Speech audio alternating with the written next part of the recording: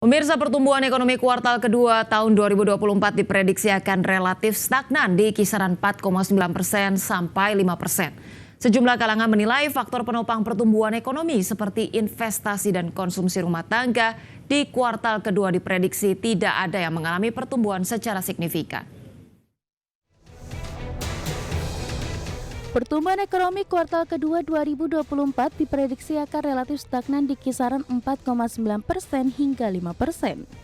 Pasalnya penopang laju pertumbuhan ekonomi di kuartal kedua tidak begitu signifikan seperti kuartal pertama tahun 2024.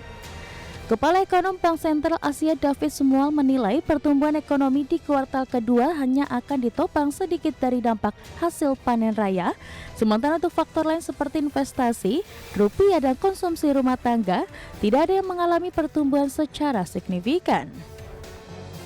Ada sedikit pergeseran nih untuk harvesting ya, untuk panen raya itu bergeser kelihatannya ke April ya. Jadi memang kuartal 2 akan terbantu sedikit dari panen raya ya. Jadi dari sektor pertanian ini akan membantu.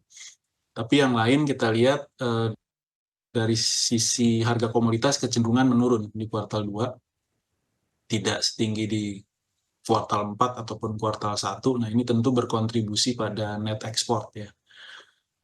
Walaupun dari sisi belanja pemerintah lebih kuat dari tahun lalu ya, kalau kita bandingkan data kuartal 2 tahun ini dibandingkan tahun lalu.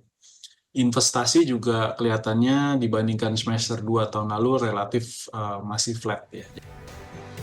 Pada kuartal sebelumnya penopang pertumbuhan ekonomi cukuplah besar, terutama didorong oleh pesta politik pemilihan presiden dan wakil presiden Indonesia, serta momen liburan yang dengan kuat menggairahkan sektor konsumsi, sehingga pertumbuhan ekonomi di kuartal pertama tahun 2024 dapat tumbuh 5,11% secara tahunan.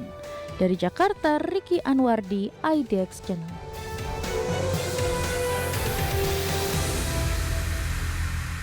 Dan pemirsa, informasi lainnya akan kami hadirkan usai jeda berikut ini, tetaplah bersama kami.